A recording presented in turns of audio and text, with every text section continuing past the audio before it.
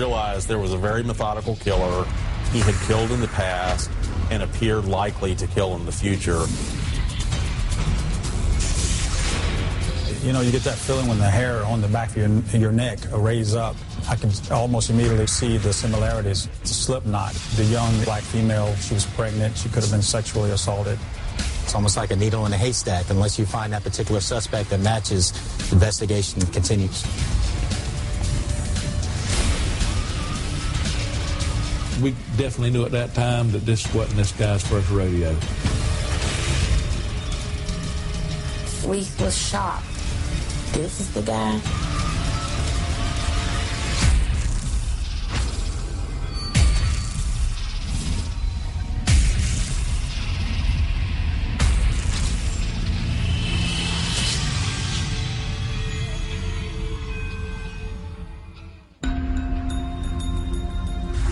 Jacksonville, Florida is a major tourist hotspot known for its seaports, vibrant neighborhoods, and scenic coastline. But not far from the bustling beaches, there's a low-income neighborhood that will become the backdrop for a perverse and mysterious series of crimes.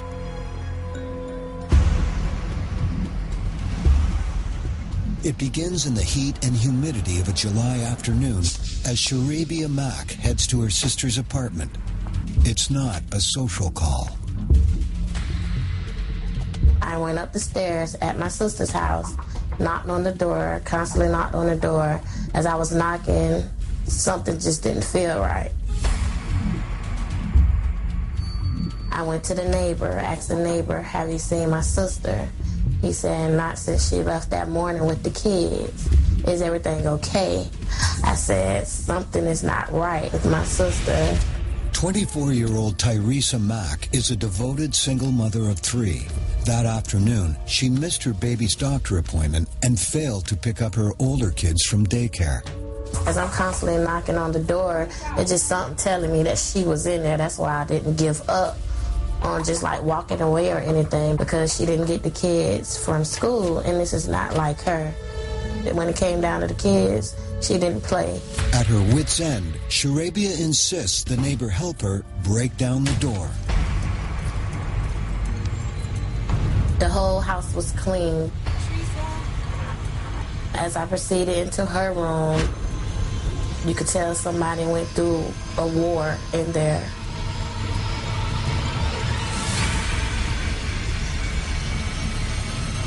As soon as I saw her, I knew, because the way she looked and the position, I just outright knew she was not living. It's clear Tyresa was the victim of a ferocious attack. She's partially clad, her clothing torn, a telephone cord wrapped around her neck. I had a feeling that something was wrong, but I didn't expect her to be dead.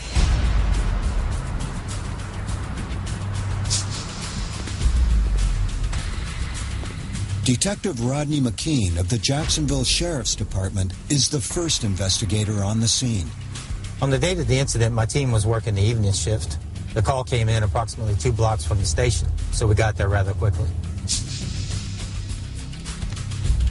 Upon entering the victim's apartment, everything initially seemed to be in orderly condition. However, upon entering the victim's bedroom, it was in total disarray. What this meant for us was that this was a violent struggle that took place in that bedroom. She was half naked, and her body itself, she had a huge abrasion. The skin had literally been scraped off of her nose. The victim had a cord around her neck. Upon closer observation, the victim also had trace marks on her wrists that appeared the cord had previously been there. Bound and raped, or so it seems from the traces of semen found on the victim's body. Investigators also notice a ring mark on her left finger, but the ring is nowhere to be found. While we were conducting a walkthrough of the apartment, specifically the living room area, I located an entertainment center. The entertainment center had a clear dust pattern. It definitely appeared like a TV had been there and recently been removed. The missing TV and ring lead investigators to think robbery was the prime motive, but not all the pieces of the puzzle are adding up. Asked Arabia if her sister had any known enemies or if she knew of anyone that might want to bring harm to her. There's no sign of forced entry. Is it possible that Tyresa and her killer knew each other? So it's like, who could have did this? She don't even let strangers in her house. So it had to be somebody she kind of knew and we just didn't know. You know, it was very difficult. Tyresa Mack was born in 1975, the third of 6 siblings. She grew up in Jacksonville and after high school went to work, single-handedly supporting her 3 young children. She was very outgoing, determined, a good parent. If she didn't have a job, she would get another one. She went on an interview that morning. On the last day of her life, Tyresa Mack wakes up early and sees her kids off to daycare. She then spends the morning job hunting without success in the near 100-degree heat. It's not easy getting or keeping a job when you have a baby suffering with asthma. We learned that Tyresa Mack had had a lot of problems at work concerning time she had to take off in regards to taking her child to the doctor. On the day of her death, she actually had a doctor's appointment scheduled for the child at 3 p.m. Tyresa heads home to cool off around 1 p.m., but she doesn't intend to be there long. She needs to get her older kids before heading to the doctor. This particular day, she was supposed to get them from school because the baby had an appointment. Well, at 5, they brought them to my grandmother's house, which wasn't normal for that day because she was supposed to pick them up. Teresa's grandmother had tried to contact Tyresa multiple times that afternoon by telephone to no avail. As a result, she contacted Sharabia by phone and asked her if she knew where her sister was. Sharabia had no idea, but immediately headed over to the apartment. While Tyresa's body is sent for autopsy, detectives canvass the neighborhood. They're in luck. 2 witnesses recall seeing a tall black man leaving the apartment around 1 in the afternoon. We identified 2 witnesses during the investigation. One of them observed the suspect exit the apartment building with the TV in his hand. Both of the witnesses observed the suspect enter a vehicle and leave the area. The next day, police show the witnesses a number of mugshots that match the suspect's description, but neither is able to ID a suspect. Meantime, Tyresa's family comes up with a suspect list of their own.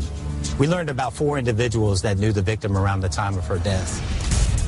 We conducted thorough interviews with each one of these individuals, during which time we also obtained consensual DNA from them. Ultimately, none of these individuals matched the description provided by the 2 witnesses. In the lab, a possible lead. Technicians are able to get a DNA sample from the semen at the crime scene, find a match, and they could solve the crime. The DNA database is composed of known profiles. Our suspect was not in the database. As a result, you're left with a profile and you're trying to find a match. It's almost like a needle in a haystack. Unless you find that particular suspect that matches, investigation continues. Despite the killer's apparent recklessness, he's managed to elude detectives at every turn. Evidence at the scene, we had the phone cord, we had the DNA evidence that was unidentified. We had numerous latent prints that were taken, but none of which identified a suspect for us. So once we excluded the persons of interest, we really had nowhere to go with the investigation. Tyresa Mack, by all accounts, was a very good citizen. She was a young mother. She worked. And we really could identify no one who would have a real motive to kill her. Detective McKean kept working the case, but he essentially exhausted all the investigative leads, and there was no suspect. Weeks, then months go by without a single lead. A murderer is at large, and there are still so many unanswered questions. What would have made the person do it? Why her out of all people? Not to say I would want anyone to get killed, but she had kids. Had a baby, you know, why her? The murder of Tyresa Mack is filed away as a cold case. It will stay that way for 4 more years until one winter day in Jacksonville when the vicious killer strikes again. And this time, he won't be satisfied with just one victim.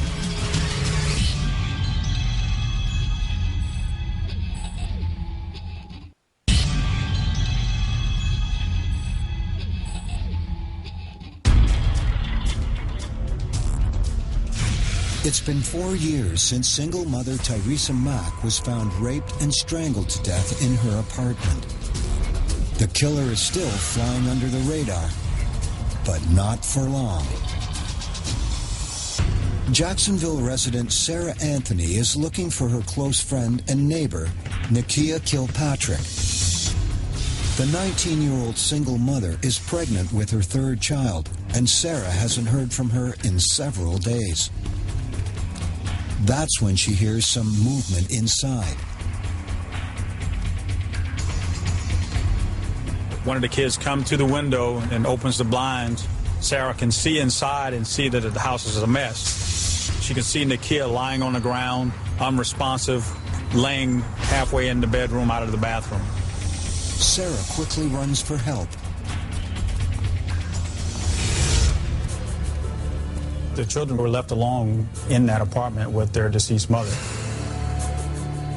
Once we entered the apartment, we could tell that they had been scavenging for food. You could see open cereal boxes and anything that they could get to feed themselves.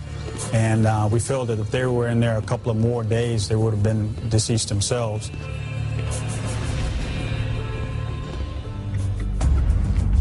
As a CSI unit begins its search for clues, homicide detectives focus on the body. We noticed that she had been there a couple of days. We could tell that she had been bound, and there was a cable, TV cable around her neck and a slip knot.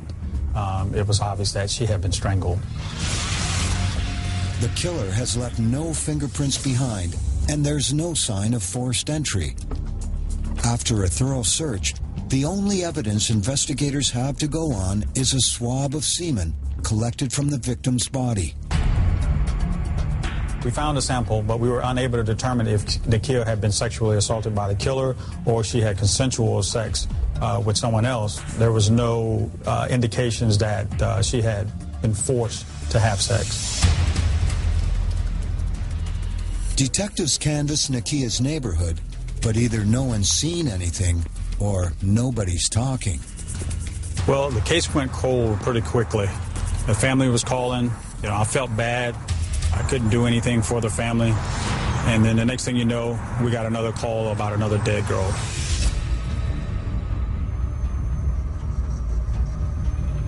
"10 days after the murder of Nakia Kilpatrick, another young woman is found dead in her apartment.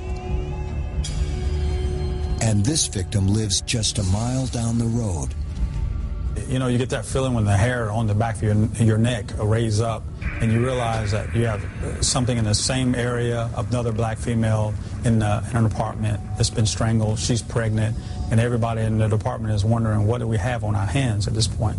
Detective David D.P. Smith is assigned to the new case. Shawanda McAllister was an African-American female.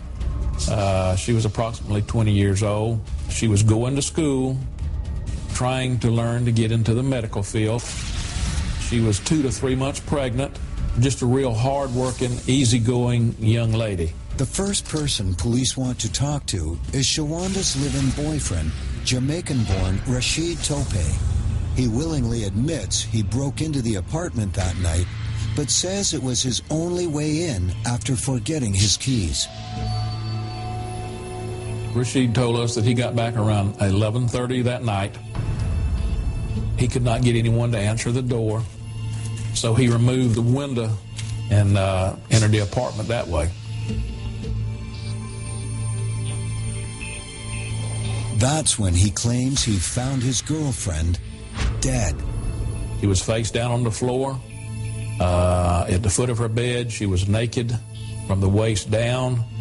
Her both ankles had been tied together with an electrical cord, that had been cut off the TV set, and around her neck was another electrical cord that had been cut off an appliance there, and that's what killed her. The extension cord around Shawanda's neck is tied in the same unique slip knot found at the scene of Nakia Kilpatrick's murder just 10 days earlier. I was called down to Detective Smith's crime scene, and I could almost immediately see the similarities. And it wasn't just a slip knot. It was the young black female. She was pregnant. She could have been sexually assaulted. Almost immediately, it smelled like the same suspect.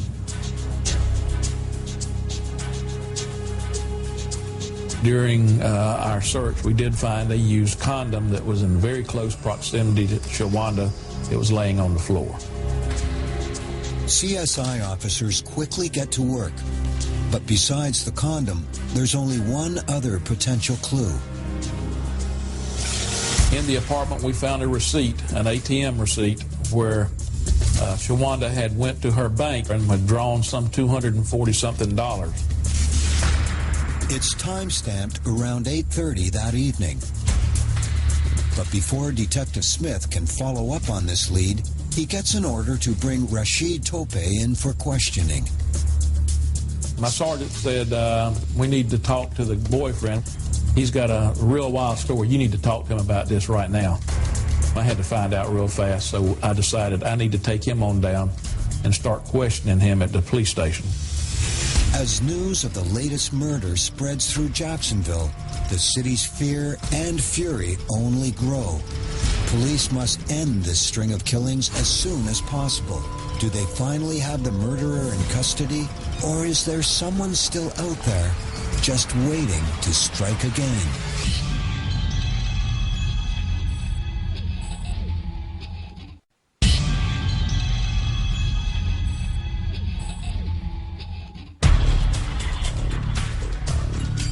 Ten days into the new year, 1999, two young black women, both pregnant, are found strangled to death with electrical cords in Jacksonville, Florida. Both appear to have been raped before they were murdered. Back at the Jacksonville Crime Lab, technicians discover that the DNA found on Nakia Kilpatrick perfectly matches the DNA recovered from the condom near Shawanda McAllister's body. But the match brings detectives no closer to identifying their man. We definitely knew at that time that this wasn't this guy's first rodeo. He knew what he was doing.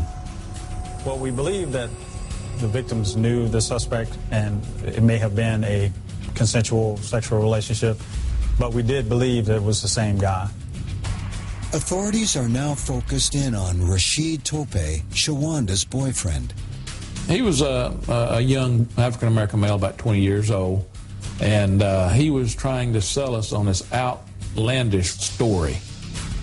Rashid tells police that he and Shawanda started out the evening at the local laundromat. Rashid was a plumber by trade. Shortly before 7 that evening, he left Shawanda going to one of our local technical schools to attend class for the plumbing trade. Rashid says he returned home a couple of hours later. He didn't have the keys to his apartment. The door was locked. He heard music playing, and at some point, he heard another male inside the apartment with Shawanda. Shawanda tells him, "You need to go away and come back later. I'll explain everything to you later." He says, "Well, I've got to have my work clothes."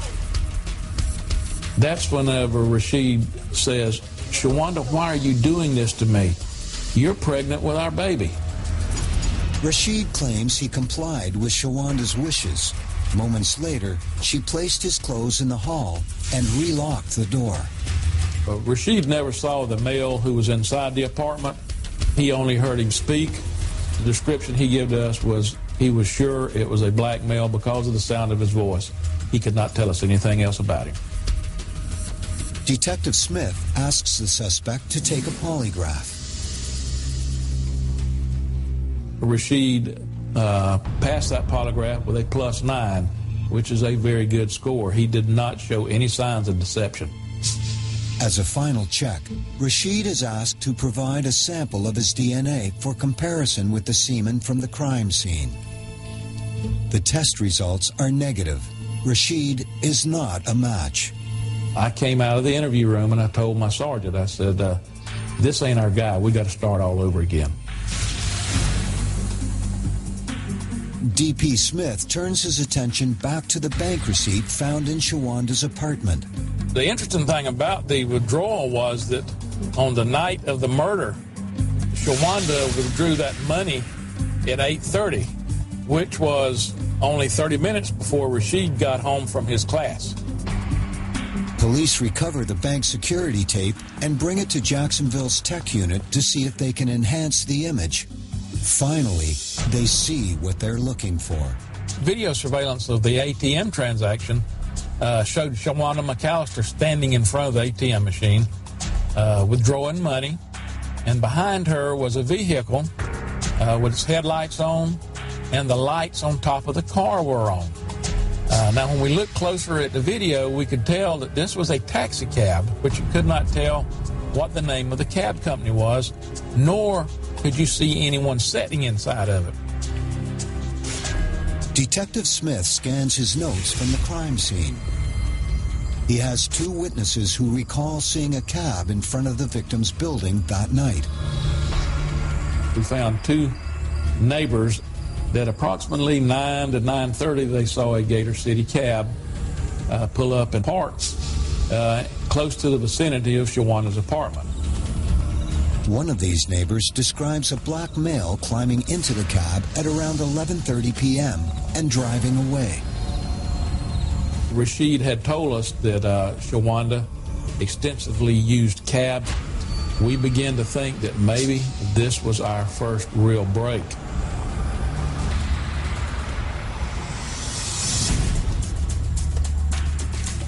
Investigators head to the cab company to find out who could have driven Shawanda around on the night she was killed. I started interviewing the taxi cab drivers. All the ones I interviewed didn't know a thing in the world. They remembered Shawanda, but they couldn't tell me anything significant about her murder or anything. But not all the company's drivers are accounted for. 2 weeks later, before investigators can track down the missing cab driver, the Jacksonville Strangler strikes again. In the northwest section of Jacksonville, a man was working construction. He heard the sound of puppies barking. He went to investigate, and he saw a body of a young African-American female. He immediately went off and called the police. My partner and I arrived at the scene. My partner told me that he saw something a few feet behind where I was standing. We went and investigated, and we found the body of a second African-American female. Both young women had been reported missing by their families several days earlier. Their bodies each bear signs of strangulation.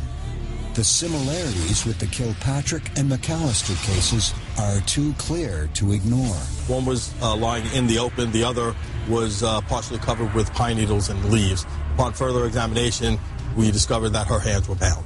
Police say her body was dumped here in this construction site. They were both strangled. But who are they? I spoke to one of our missing persons detectives, and she gave us a potential identification on the 2 victims. She stated that she had been looking into the disappearance of Giovanna Jefferson and Sharita Cohn for quite some time. 17-year-old Giovanna Jefferson was reported missing after she failed to return from a trip to the store. The Ghost family told me that on the morning of her disappearance, she received a phone call from a man she referred to as D.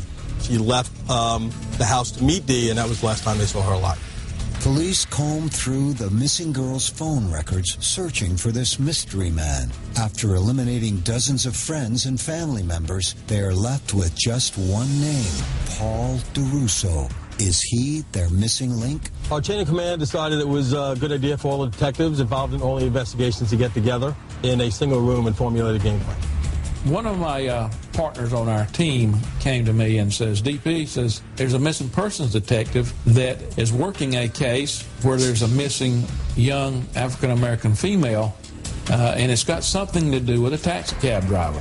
And I asked her, I said, you got a missing persons dealing with a taxi cab driver? She said, yeah, I do. I said, well, what is the taxi cab driver's name? And she says, it's a guy by the name of Paul DeRusso. Now, the hunt is on. At this point in our investigation, we had no idea how big the investigation was, how dangerous this individual may be, or how far back this investigation would take us.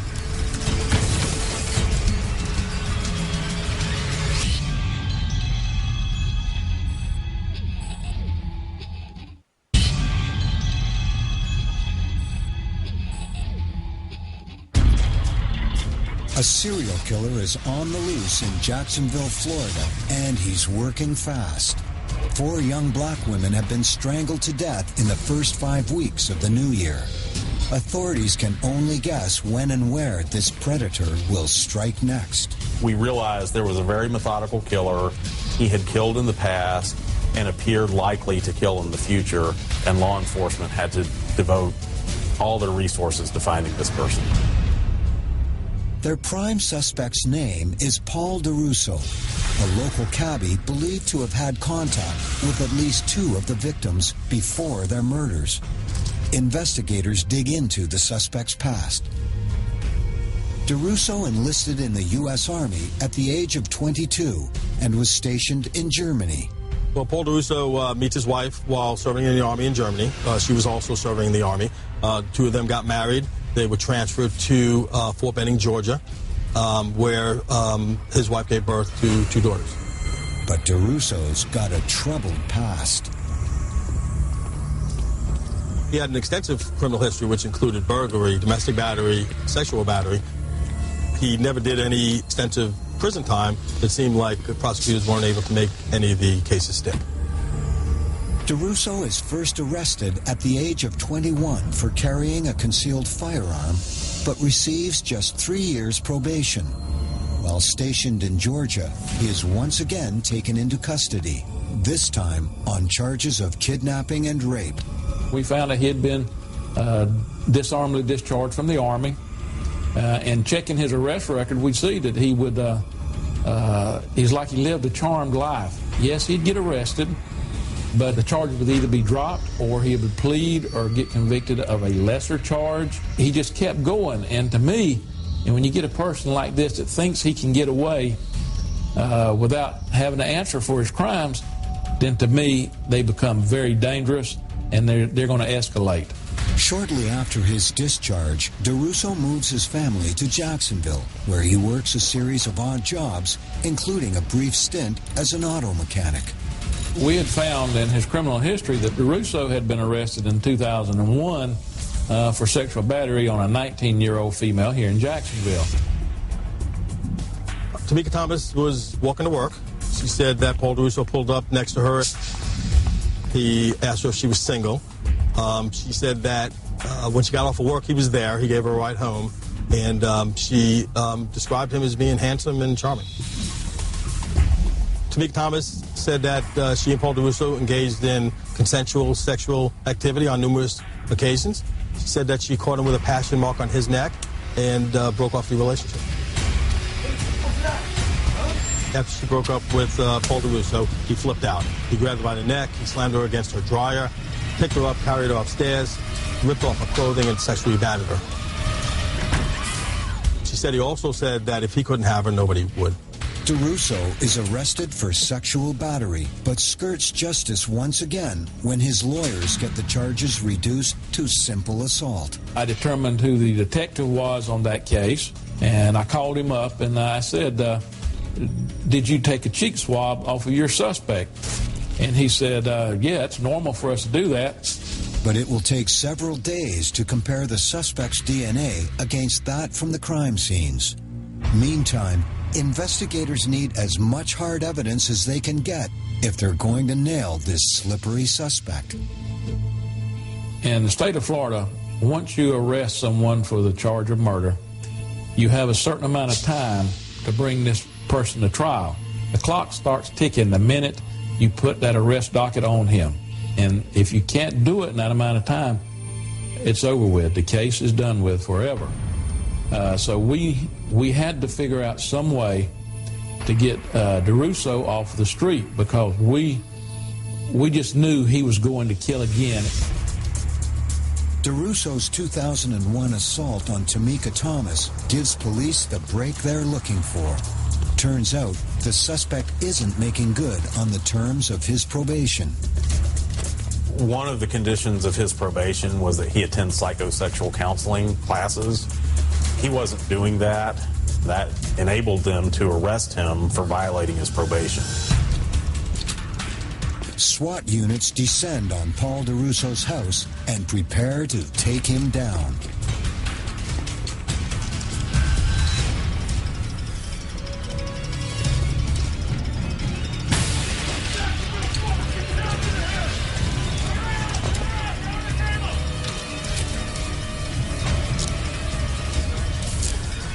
He was placed in our county jail, and he remained there while we built our case against him. The deeper investigators dig, the more they learn about this predator and his method for stalking victims. I visited a friend of Nikia's, and I showed her a photo spread.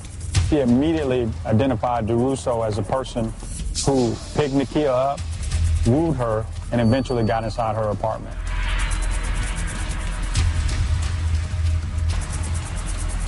DeRusso took advantage of his job as a taxi driver and his natural charm to win over another victim, Shawanda McAllister. One of the people I interviewed stated that the day of Shawanda's death was the first day that Paul DeRusso was on the job, that Paul DeRusso picked Shawanda up downtown and transported her to her apartment somewhere between 3 and 4 o'clock in the afternoon. Whenever Paul DeRusso come back to Shawanda's house that night, somehow we assumed that he talked his way in. There was no signs of forced entry or anything like that, so apparently he was welcomed into the house. For both my victims, I was able to establish phone contact between DeRusso and the victims, both prior to their disappearance and on the day of their disappearance. Finally, the DNA test results are in, and the crime lab has some good news for investigators. This is, we have a positive match on Paul DeRusso's DNA off of the evidence found at Shawanda McAllister's crime scene. We also have a positive match on Paul DeRusso's DNA found on the evidence gathered at Nikia Kilpatrick's crime scene. And at that point, I'll never forget it, I said, we've got him. Investigators charged DeRusso with 5 counts of first-degree murder of multiple victims, as well as 2 counts of child abuse for confining Nikia Kilpatrick's children with their mother's dead body. We brought DeRusso into the interview room. Detective Smith and myself, we just started with small talk and talking about family and friends and military, just to kind of lower his guard. He acted very aloof. He acted arrogant. He was not worried in the least bit because he thought this was something else that he could get away with and not be held accountable for. And then eventually we started talking about the girls. Now, investigators turn up the heat. We had another office set up with the timeline of all the murders, and so after we got into the interview, we decided to get up, take him into that room, and present the timeline to him. The only thing that he would admit to, yeah, I got arrested those times, but I didn't have anything to do with those murders. You can't connect me with anything. We showed him evidence of his DNA being in the victims. He denied ever having sex with the victims or any other evidence that we provided. He didn't realize that having his DNA in the victims was just as damning. Detectives are convinced they've nailed the Jacksonville Strangler, so they're shocked when the district attorney rejects their case. He says it relies too heavily on circumstantial evidence. The DNA evidence only proves that DeRusso has sex with the victims. There isn't a shred of proof that he killed them. But investigators are determined to keep this dangerous man from going free. We wanted to get things like phone records, interview witnesses, do a number of other things to see if there was any merit whatsoever to that before we actually filed homicide charges and before we started a speedy trial clock ticking on him. In their search for rock-solid proof of DeRusso's guilt, they go hunting for any old crimes that fit his M.O. At the time of DeRusso's arrest, I was assigned to the cold case unit. My team made a decision to review previously unsolved cases that may be linked to DeRusso. The parameters of that were cases involving bindings, strangulation, black females. I immediately thought of the Teresa Mack investigation of 1999.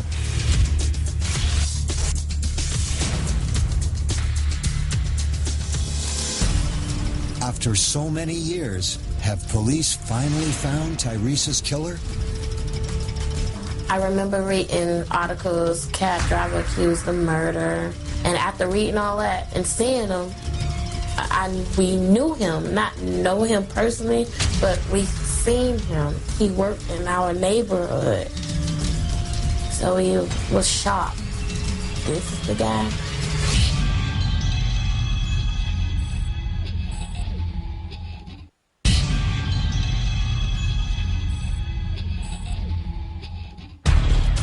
Authorities have Jacksonville cab driver Paul DeRusso in custody for a string of murders. But their case relies too heavily on circumstantial evidence to guarantee a guilty verdict.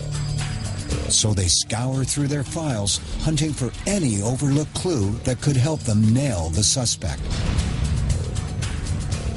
We knew that Paul DeRusso's DNA was already linked to several of our victims. We knew he had killed multiple times in the past, and we didn't know if we had the full universe of the murders he had committed.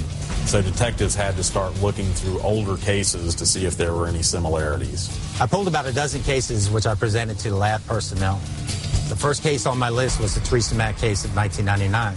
I knew that that case had been thoroughly worked, that we had an unidentified sample, and I was eager to see if there was a match. On a hot summer day, single mother of three, Teresa Mack, was raped and strangled to death in her own home. But no one could ever find a link to her killer, and the case went cold. Until now. The lab took the 4-year-old vaginal swabbing from Teresa Mack. They compared it to Paul DeRusso's known DNA profile, and it was a 13-marker hit, which is forensically, that's as strong as it gets.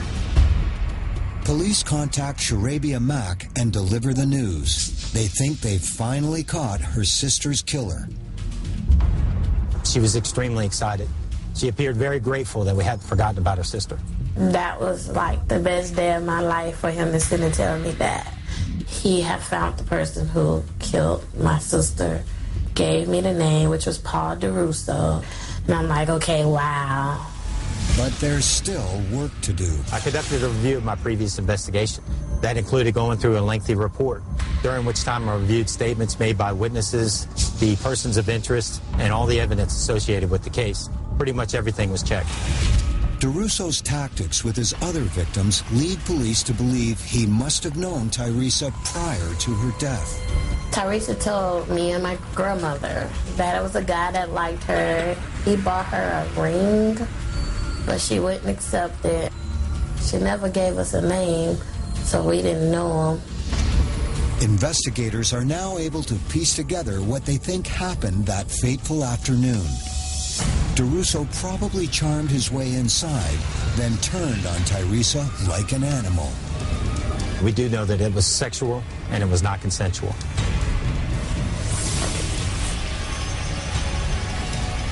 Teresa does her best to fight back, but DeRusso is too strong. And when he binds her with the cord, there's nothing more she can do. It's a pattern he'll repeat over and over again. DeRusso exits the apartment, making sure he leaves no fingerprints behind. Cold as ice, he snatches Teresa Mack's ring and her TV on the way out.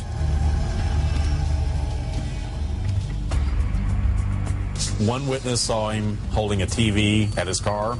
Another witness saw him wearing a blue, almost like a work uniform. We knew that Teresa Mack was missing a television, and we knew that Paul DeRusso was working at the time of this murder for an auto mechanic company and was required as part of his job to wear a blue work uniform. Investigators review the witness statements from that day. I went back to our first witness. I had put together a photo spread. Photo spread consisted of 6 photos, one of which was DeRusso. The other 5 photos were what we call filler material. These are subjects of similar race, complexion, characteristics. I presented the photo spread to the witness, and he immediately identified DeRusso as the suspect. But the second witness is not so sure. She says she only saw DeRusso from the side.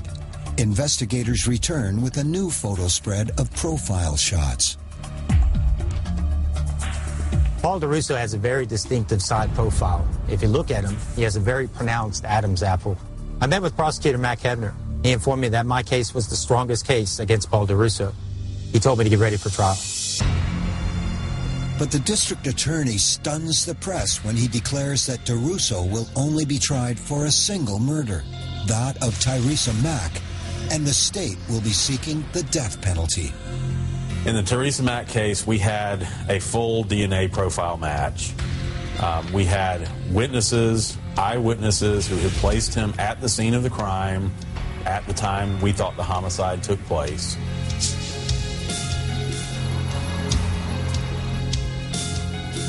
The law also permits us to present similar crimes as evidence in that case, and we advised the court that we would also be presenting evidence of the murders of Nakia Kilpatrick and Shawana McAllister because they were the most similar to the murders of Tyresa Mack.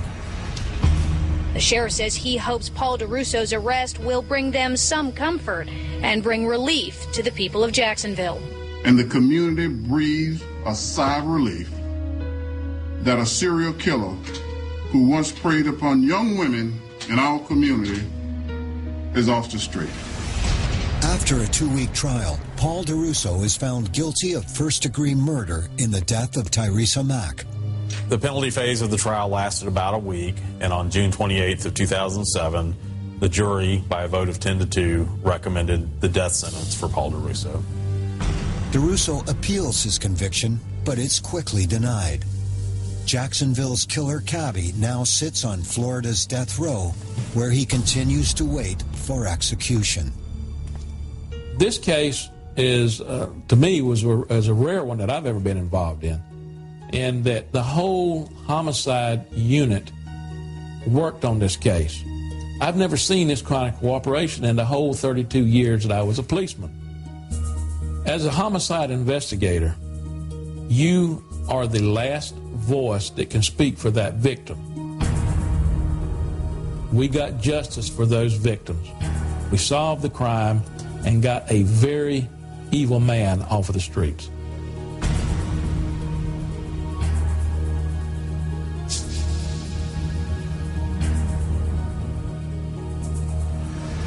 When it came out, it was like a relief. Everybody just cried. My mom cried. Everybody went to hugging. There's no other way to really explain that but just being happy it was finally a closure to the case.